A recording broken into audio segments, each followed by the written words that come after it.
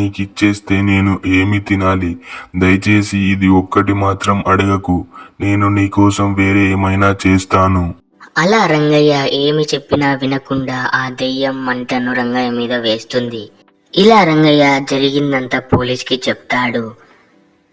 అప్పుడు ఆ పోలీసు ఆ దెయ్యాన్ని ఈసారి నిజంగానే జైల్లో వేస్తాడు. ఇదిగో నువ్వు ఎందుకు ఇలా చేస్తున్నావు, ప్రజల్ని హింసిస్తున్నావు? అయ్యో వద్దు పోలీసు గారు, నన్ను ఈసారి ఏమీ చేయకండి. నేను నిజంగా ఇప్పటి నుంచి ఎలాంటి తప్పులు చెయ్యను. నేను మంచిగా ఏదో ఒకటి వ్యవసాయం చేసుకుంటూ మన ఊర్లోనే బ్రతుకుతాను. దయచేసి నన్ను ఇక్కడి నుంచి విడిపించండి. మీకు నేను రుణపడి ఉంటాను. అలా ఆ దెయ్యం ఆ పోలీసుని చాలా బతిమలాడుతుంది. అందుకు ఆ పోలీసు ఆ దెయ్యాన్ని విడిపిస్తాడు.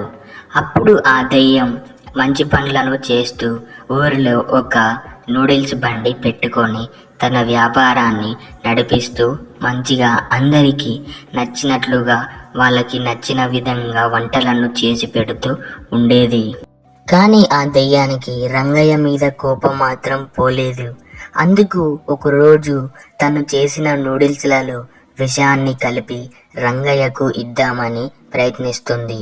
అందుకు రంగయ్య మళ్ళీ పోలీసుతో చెప్పగా ఈసారి ఏకంగా పోలీసు ఆ దెయ్యాన్ని చంపేశాడు.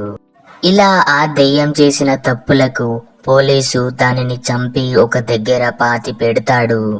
ఈ కథ యొక్క నీతి ఏమిటంటే వేరే వాళ్ళ మీద అసహ్య కుట్ర ఏమీ లేకుండా మనం ఉన్న దాంట్లోనే జీవించుకుంటూ పోవాలనేది ఈ కథ యొక్క నీతి. ఈ వీడియో మీకు నచ్చినట్లయితే మన ఛానల్ని సబ్స్క్రైబ్ చేసుకోండి. అలాగే ఈ వీడియోకి లైక్ చేయండి. Thanks for watching this video.